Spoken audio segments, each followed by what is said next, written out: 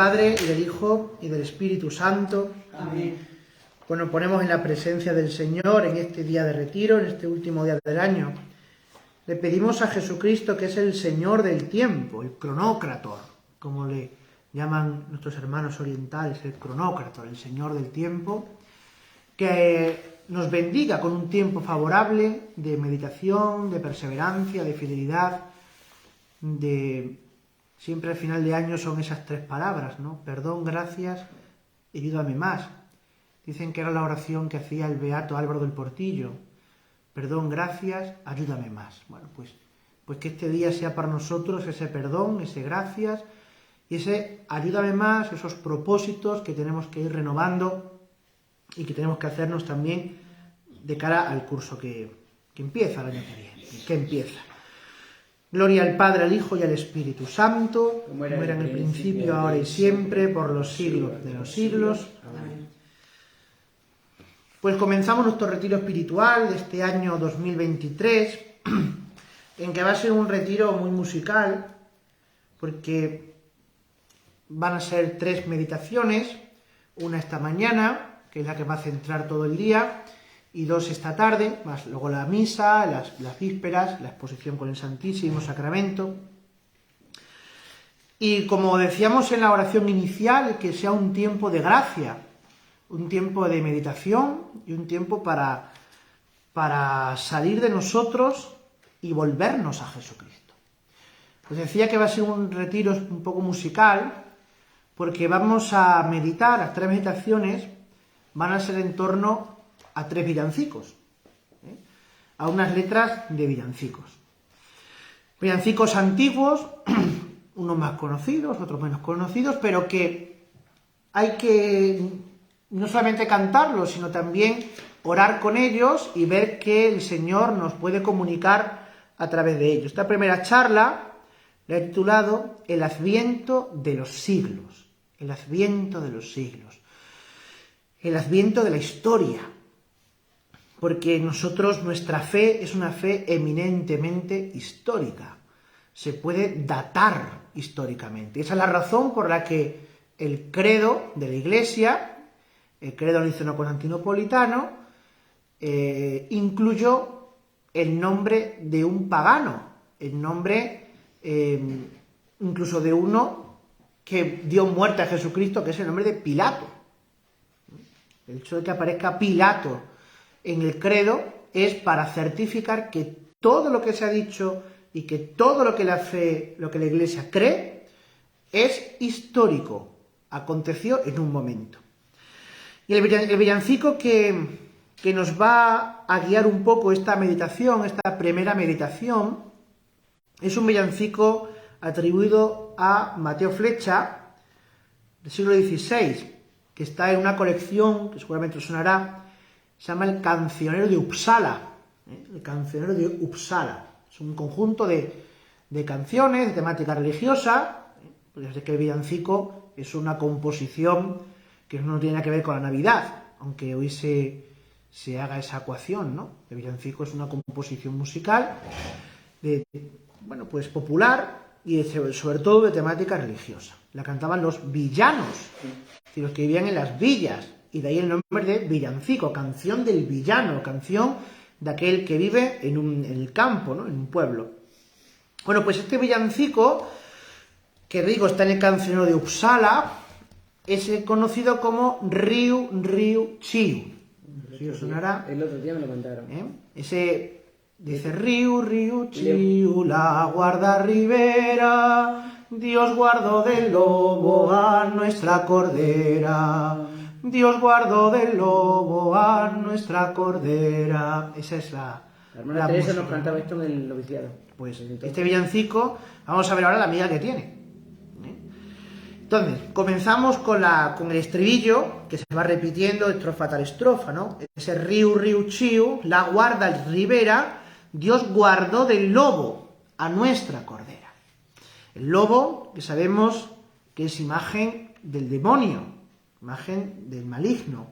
Y la cordera es para nosotros la madre del cordero, el cordero inocente, el cordero puro, Jesucristo, Señor nuestro. Por tanto, la cordera es la Virgen María. Porque en el alba de la historia de la salvación está ella, está la Virgen. Y gracias a la Virgen nosotros tenemos a Jesucristo, hecho hombre por nosotros, ¿no? De hecho, no es casual que nuestros hermanos de Oriente comienzan el año litúrgico no en Adviento como nosotros, los católicos latinos, sino que lo hacen precisamente el día de la concepción de la Virgen María. Para ellos, el año litúrgico, la historia de la salvación, comienza con la concepción de la Virgen, con el nacimiento de Santa María, ¿no? Que nosotros celebramos el día 8 de septiembre, el nacimiento, el día 8 de diciembre, su Inmaculada Concepción, una fecha antiquísima en la Iglesia. La primera estrofa dice: el lobo rabioso la quiso morder, mas Dios poderoso la supo defender. Quísole hacer que no pudiese pecar, ni aun original esta Virgen no tuviera. Con lo cual, la concepción de María es el alba de la historia, la aurora de la salvación, la aurora de la salvación. Y por eso, en este retiro, en esta primera meditación, tenemos que girar, que entornar nuestros ojos a la Virgen María, a ella, a la Santa Madre de Dios, a la que fue preparada por Dios para ser su madre, para ser su madre.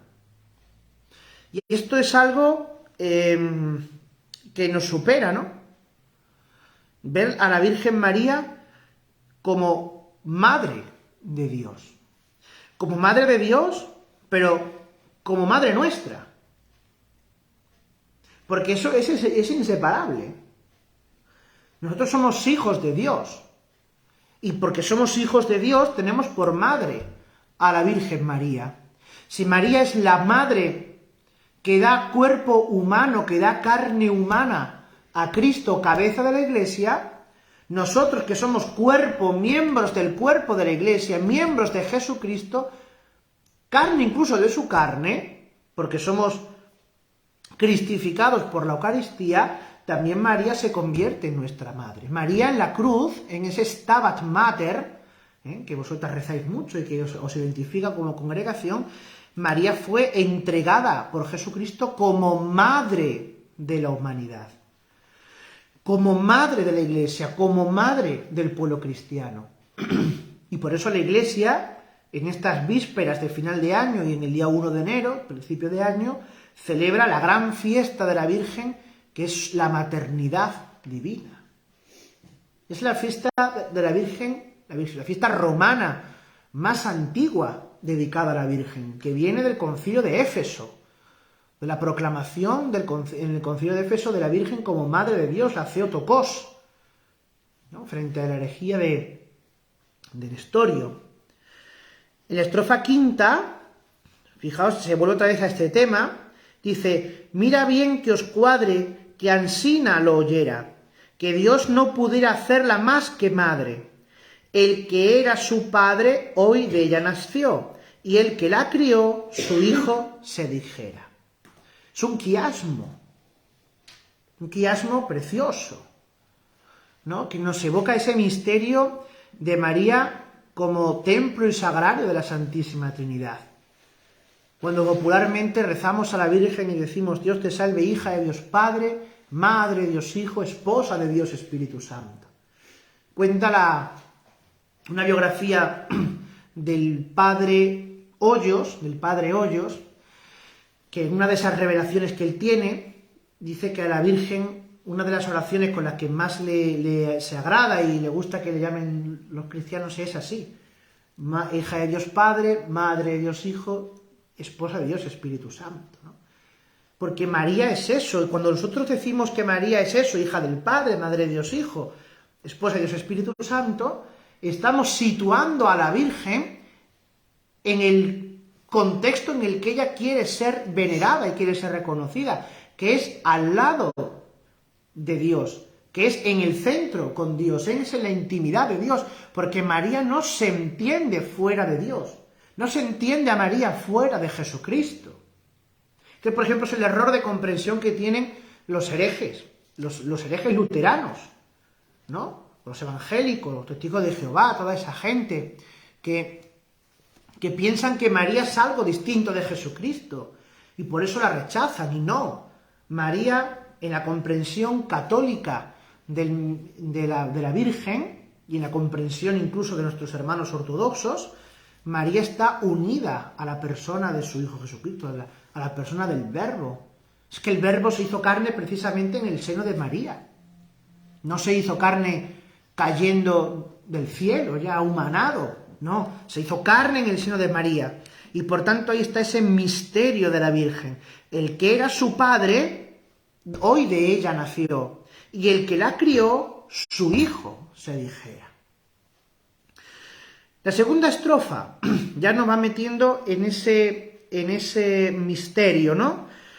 Dice, este que es nacido es el gran monarca, Cristo patriarca de carne vestido. A nos, redimido, con se hacer chiquito, aunque era infinito, finito se hiciera. Vemos otra vez esos juegos literarios, ¿no? Aunque era infinito, finito se hiciera. Esta aliteración, ¿no? Ese suspiro, ese querer progresivamente ir a hacernos avanzar hacia ese misterio, es el misterio del Dios monarca. Este que es nacido es el gran monarca. Claro, monarca para nosotros hoy es sinónimo de rey, ¿no? Pero en este momento, cuando se escribe este villancico, y en la teología el monarca es el único principio. Monarca es sinónimo de Dios. ¿Por qué? Porque Dios es el único rey, es el único que gobierna el mundo entero. El Dios uno y trino, el Dios uno y trino. Y por tanto, ese Dios uno y trino, esa inmensidad del misterio de Dios, es la que ha bajado a nosotros. Y aquella inmensidad infinita se ha hecho chiquito, se ha hecho finito. Y aquí está lo que dice Orígenes en su De Principios, o Periargé, o Periarjón, perdón, si queremos ser más exactos en el título de la obra, y que nuestro querido Papa Benedicto, que ha muerto hoy, pues recogía esa cita, rescataba esa cita perdida en la historia en la exhortación Verbum Domini, cuando dice que el verbo se ha abreviado. El verbo se ha abreviado. Y el verbo se ha abreviado para que nosotros podamos entenderlo. Porque el hecho de que Juan diga que Jesucristo es palabra, esa palabra, ese verbo que estaba con Dios, que viene, que tal, es precisamente para que nosotros podamos entender. Por eso Jesucristo hablaba con palabras humanas, para que podamos entender su misterio. ¿Es lo mismo entender que comprender? No. Aquí hay que hacer una distinción muy sutil. Porque nosotros podemos entender que tienen que ser las cosas así. Porque hay una lógica interna en el plan divino de la salvación, el plan de Dios. Pero no podemos pretender comprenderlo todo. Aprenderlo. Aprensum, coger con la mano. Porque Dios se nos escapa. Entonces, para que en esa infinitud no nos perdiéramos, Él se hizo carne, Él se hizo hombre, Él bajó. Y el que era infinito, finito se hiciera. Y ahora viene una consecuencia de la encarnación, en la tercera estrofa. Este viene a dar a los muertos vida, y viene a reparar a todos la caída. Es la luz del día aqueste mozuelo, este es el cordero que San Juan dijera. Y aquí tenemos en esta estrofa tercera la consecuencia de la encarnación. ¿A qué vino el Verbo divino? ¿A qué vino Jesucristo al mundo? Porque a veces se puede hacer una lectura puramente humana o sociológica de la encarnación. Es que vino a traer la paz al mundo. Entonces Jesucristo ha fracasado. porque ni siquiera en la época de Jesucristo dejó de haber guerras, ¿no? No, es que Jesucristo vino a levantar a los pobres,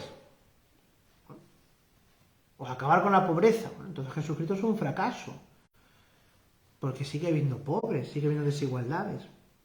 Entonces, ¿a qué vino Jesucristo? Precisamente vino a dar a los muertos la vida. Y los muertos éramos nosotros, que estábamos muertos por el pecado, porque por el pecado vino el mal al mundo. Y con el pecado vino la muerte. Así lo dice San Pablo en Romanos 5:12. Por un hombre vino el pecado y con el pecado la muerte. Estábamos muertos por el pecado. Y por eso existe un pecado de muerte que es un pecado que se llama pecado mortal. Porque el pecado puede matarnos, puede matar el alma. No una muerte biológica, ¿no? Sino una muerte, yo creo que peor, que decía Kierkegaard, que es la muerte óntica. La muerte del que está separado de Dios. La muerte del que ya no sabe vivir. La muerte del pecador. Cuando Dios dice, yo no quiero que el pecador muera, sino que se convierta y viva. No está diciendo que el pecado te lleve a la muerte física, que puede ser, pero no se refiere a eso, sino a la condenación. Y por eso también el mismo San Pablo dice, Dios nos encerró a todos en la ira, en el pecado, para tener misericordia de todos. Por tanto, Jesús ha venido ¿a dar a los muertos la vida. Y fijaos, él lo mismo lo dice en Juan 10:10. Yo he venido para que tengan vida y la tengan en abundancia. Por tanto, yo puedo tener vida en la medida en que estoy unido a Jesucristo, que estoy unido existencialmente y sacramentalmente a Jesucristo. Sacramentalmente por el bautismo, por la penitencia frecuente, por la Eucaristía. Son los dos sacramentos que más frecuencia recibimos, ¿no? Pero también una existencia, una unión existencial. Mi vida entera le pertenece. Mi vida entera es suya, se la he entregado, yo no la tengo, no es mía, no la quiero. Hasta el punto, ¿no?, de que incluso el mismo San Pablo llega a decir en Gálatas 19:20, Gálatas 2:19-20, ya no soy yo quien vive, es Cristo el que vive en mí. Y vivo en la fe del Hijo de Dios, que se ha entregado a sí mismo a la muerte por mí. Habría que preguntarse si en los años que llevamos de consagrados, o de ordenados, o de bautizados, para los seglares que están oyendo, nosotros podemos decir eso. Si es Cristo el que vive en mí. Si vivo de la fe en el Hijo de Dios. Coged también, si queréis, Filipenses 3:7-11. En esa experiencia tumbativa que tiene San Pablo. Vivo de la fe en el Hijo de Dios. Porque antes lo que estimaba como cosa grande, ahora lo estimo basura en comparación del conocimiento de Cristo. Y San Pablo dice una frase durísima. Dice, y espero ser hallado en su resurrección. Cuando uno quiere encontrar a una persona, sabe ir al lugar donde sabes que va a estar esa persona. Pues esa persona esta tarde pasa por las tardes en tal sitio. Pues si vas allí le vas a encontrar. Bueno, pero eso espiritualmente es quien me quiera encontrar me tiene que buscar en Jesucristo, dentro de Jesucristo. Y ahí me encuentras. Porque si nos encuentran fuera de Jesucristo, entonces es que andamos muy mal. ¿No? Que nos encuentren en Jesucristo. Ha venido a reparar la caída. Ha venido a reparar nuestro pecado. Ha venido, como dice Juan, ¿no?, en Juan 1:29, a quitar el pecado del mundo. Y lo ha quitado con su nacimiento y con su pasión. Y por eso nosotros estamos unidos también a esa obra redentora de Jesucristo. Como dice San Pablo, aún debo completar lo que falta a la pasión de Jesucristo. No porque la pasión de Jesucristo sea defectuosa, sino porque nosotros, y vuelvo al tema de antes, en la medida en que estamos unidos sacramental y existencialmente a Jesucristo, somos partícipes no solo de su redención en cuanto que somos redimidos, sino también en que podemos redimir a otros. En que podemos hacer que otros se encuentren con Jesucristo, que a otros les alcance la salvación, el don de gracia que nosotros hemos conocido, que nosotros hemos aprendido. Y fijaos, también dice esta letra, es la luz del día a que este mozuelo. Vamos a leer Juan 1, 4 al 9. Dice, en él estaba la vida y la vida era la luz de los hombres. La luz es la primera obra creada.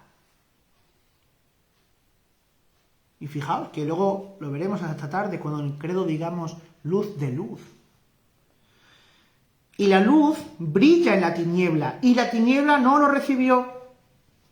Surgió un hombre enviado por Dios, que se llamaba Juan.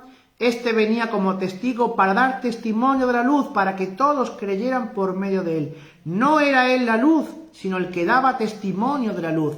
El Verbo era la luz verdadera. El Verbo es la luz verdadera. Y ahora fijaos, que alumbra a todo hombre que viene a este mundo. Por tanto, nadie está lejos, ni está impedido de la salvación. Porque solamente por el hecho de haber nacido, hemos recibido la iluminación de Cristo. Podemos ser alcanzados por su luz.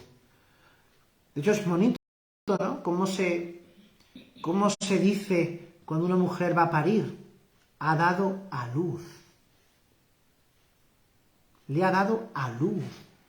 Dar a luz en latín se dice con el verbo orior. Orior, su participio de presente, se dice oriens. Oriens, orientis. Oriens, orientis es sol, la región de la luz. Oriens es como se le llama a Jesucristo en las antífonas de la O que hemos visto esta última semana de Adviento. Y es la palabra que utiliza Zacarías cuando dice, nos visitará el sol que nace de lo alto. Visitar, en latín es oriens ex alto. Oriens ex alto. Vendrá ese sol que nace de lo alto. Por tanto, cuando decimos va a dar a luz a un hombre, va a dar a luz a un niño, le está diciendo que esa madre le va a entregar a la luz de Jesucristo. Que esa persona cuando nazca va a ser iluminada por Jesucristo.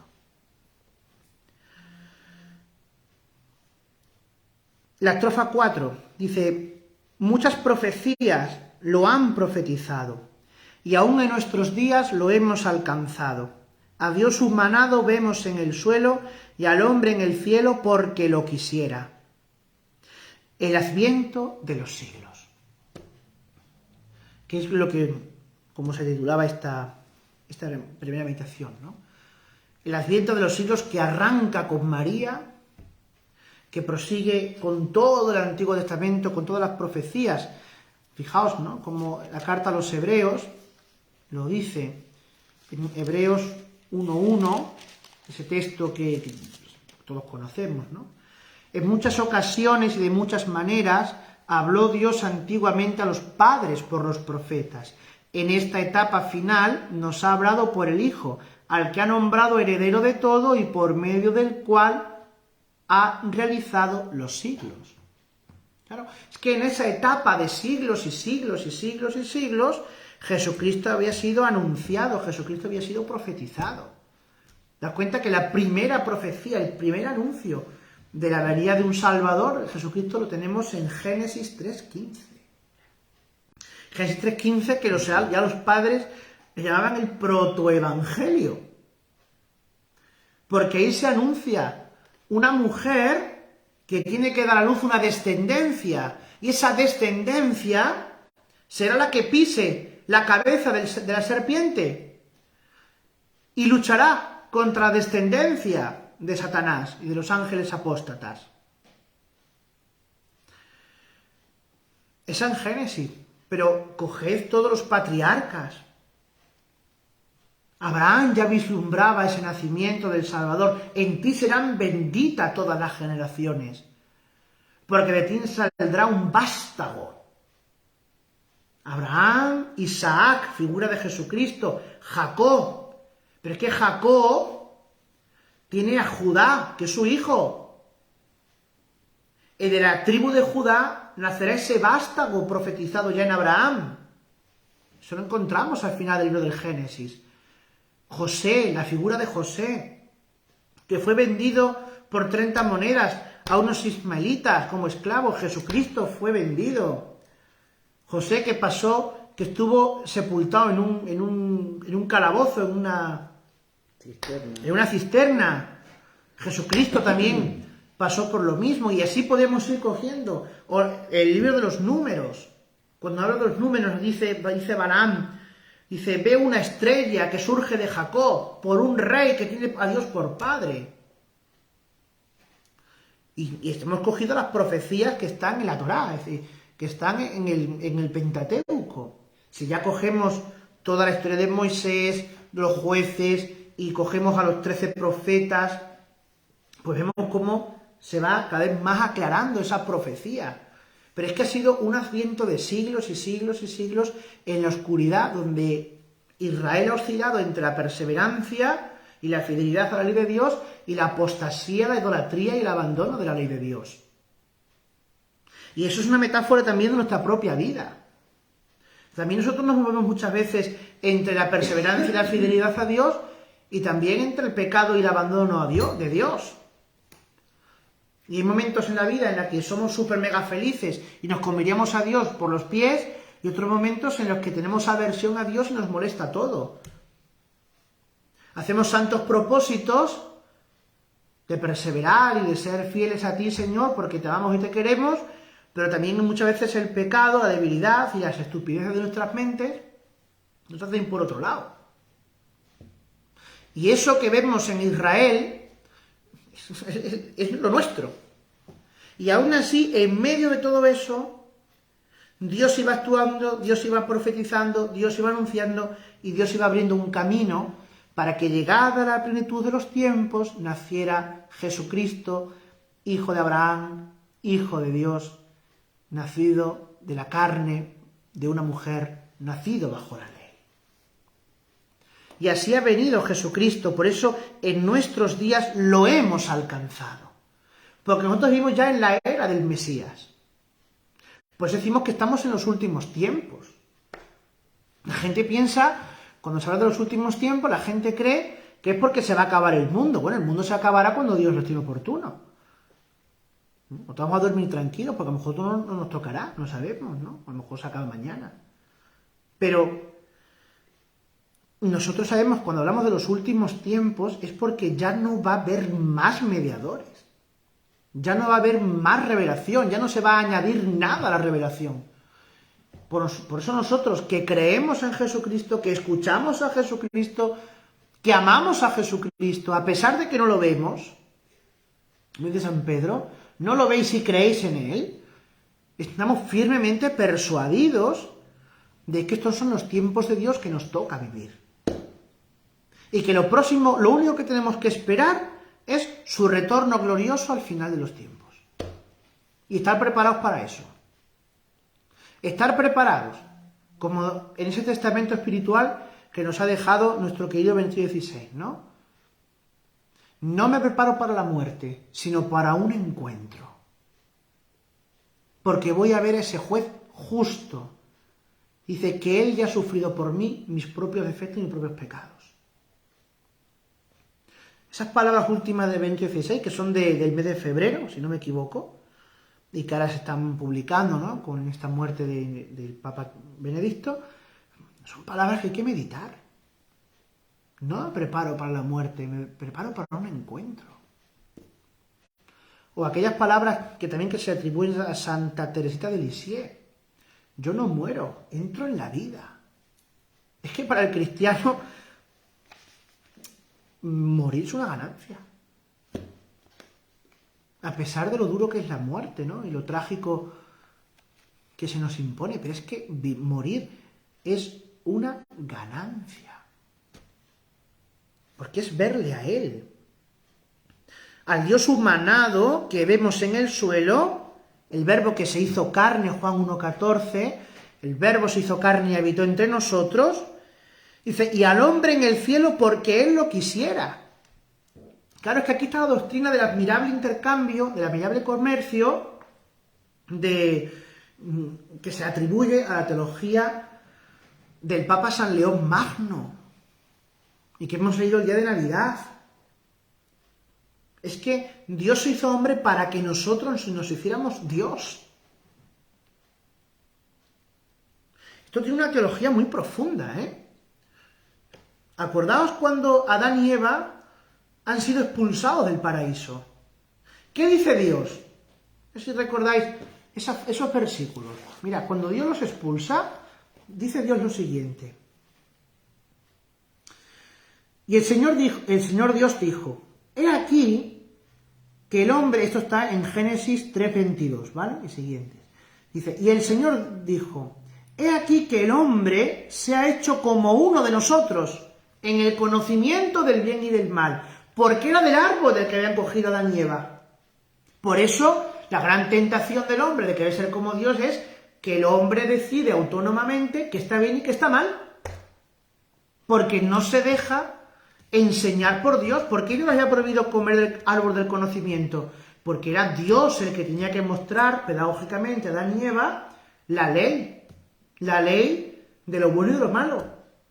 Como Adán y Eva comen de ese árbol, es decir, se quieren ellos mismos hacer su propia ley, su propia vida, pues ser Dios a su modo, por eso Dios los expulsa. Y ahora fijaos, no vaya ahora a alargar su mano y tome también del árbol de la vida, coma de él y viva para siempre.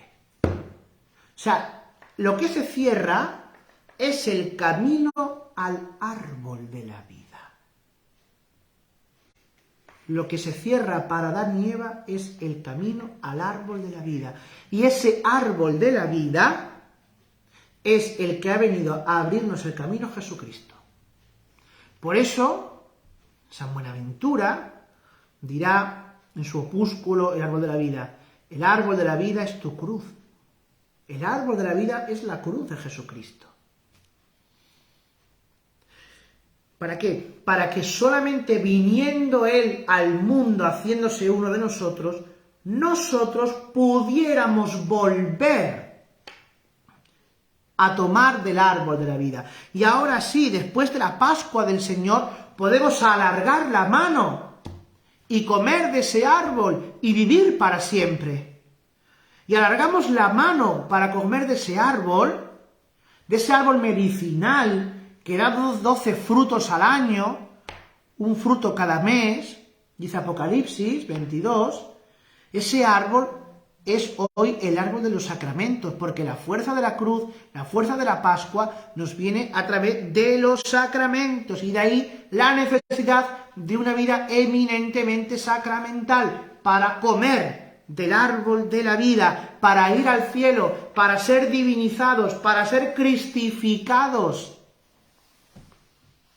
Y eso es el misterio de la Navidad. Es el misterio de la encarnación del Verbo. Que Jesucristo ha venido a quitar esa espada de fuego, a quitar los querubines del medio, ¿no? y poder entrar en el cielo. Luego las últimas estrofas, dice la estrofa 7. Yo vi 1000 garzones que andaban cantando, por aquí volando haciendo 1000 sones, diciendo a gascones, gloria sea en el cielo y paz en el suelo, pues Jesús naciera. Ahí este villancico, bueno, pues se va a esa imagen preciosa que nos cuenta Lucas en el capítulo 2 de su Evangelio, ¿no? La historia del nacimiento del Señor. Me parece que es de los textos evangélicos más dulces, más entrañables, ¿no? Y además de los textos que más migas tienen, que más migas tienen en el Santo Evangelio. Ahí tenéis el canto de los ángeles. Dice, en aquella misma región había unos pastores que pasaban la noche al aire libre velando por turno su rebaño. Estaban en vigilias, que es como se dividían las horas de la noche, ¿no? En época romana. Y de repente, un ángel del Señor se les presentó. La gloria del Señor los envolvió de claridad. Ellos se dejan envolver por la gloria. Claro, uno dice, bueno, esto es una metáfora. No, no es una metáfora. Es una realidad. Y aquí volvemos otra vez a Génesis. Decimos, Adán y Eva, ¿estaban desnudos o estaban vestidos?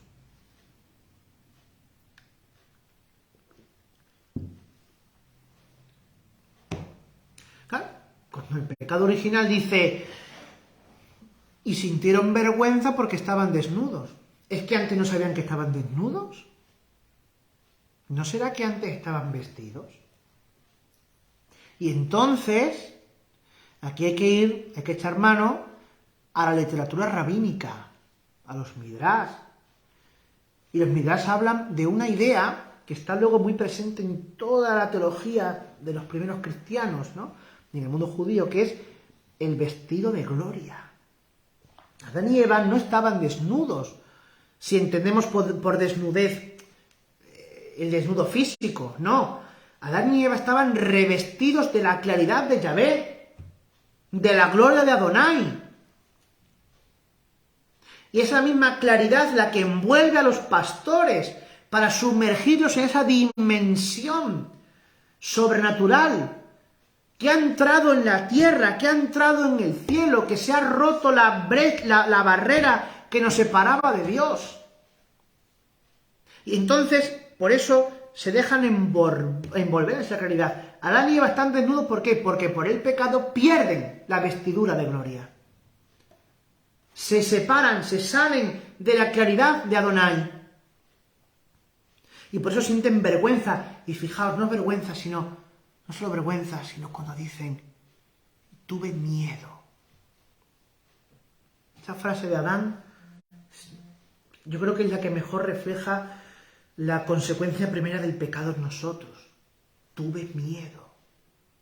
¿Cómo es posible que Adán, que era el amigo de Dios, el que se paseaba con Dios todos los días, que Dios le había dado todo, pon el nombre a las cosas, haz lo que quieras? Dice Adán, tuve miedo.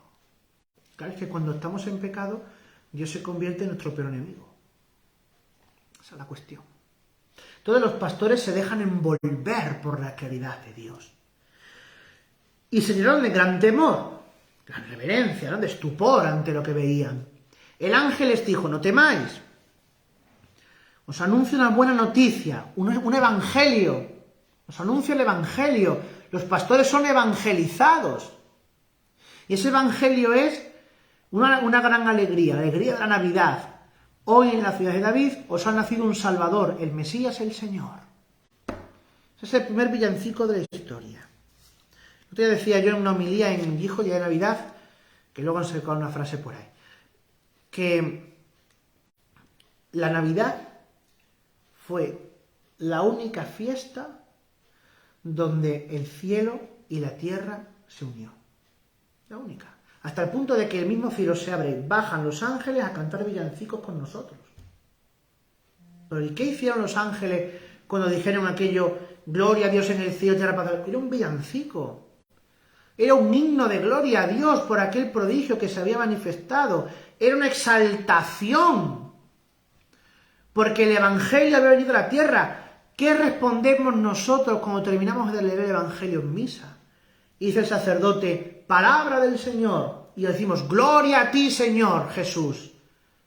Estamos haciendo lo que los ángeles hicieron aquella noche. Cantar gloria ante la buena noticia que ha entrado en el mundo, que ha sido anunciada en el mundo. Y la última estrofa, ¿no? Dice, pues que ya tenemos lo que deseamos, todos juntos vamos presentes llevemos, todos le daremos nuestra voluntad, pues a se igualar con nosotros viniera. Y entonces aquí este villancico nos llama a imitar a los pastores, a correr presurosos. Vayamos corriendo a ver, dicen los pastores, vayamos corriendo a ver a Belén, a ver qué ha sucedido, lo que el Señor nos ha comunicado. Vayamos corriendo al Señor. Y le demos nuestra voluntad. Y esta es el propósito que podríamos sacar de esta contemplación, de esta primera meditación, ¿no? Entregar la voluntad, rendir nuestra voluntad a Dios, no ser tan duros de servir. Señor, te lo doy todo, todo es tuyo, todo te pertenece, todo, Señor, toda mi vida, ese totus tus, ¿no? Que era de San Alfonso María de Ligorio y que popularizó y nos enseñó el grande y santo Papa Juan Pablo II en su lema. Totus tus, María, dice Juan Pablo II, ¿no? Pero no, totus tus, Señor. Pues llegamos al final de esta primera meditación sobre este villancico, con estas líneas generales de cumplimiento, de promesa, de contemplar esa encarnación, los efectos de la encarnación en el mundo y sobre todo en nosotros, ¿no? ¿Y qué tenemos que hacer? Como le preguntaron aquellos judíos a San Pedro, pues entregarnos a Él, entregar la voluntad al único que merece la pena que se lo hayamos entregado todo, ¿no? Gloria al Padre, al Hijo y al Espíritu Santo. Como era en el principio, ahora y siempre, por los siglos de los siglos.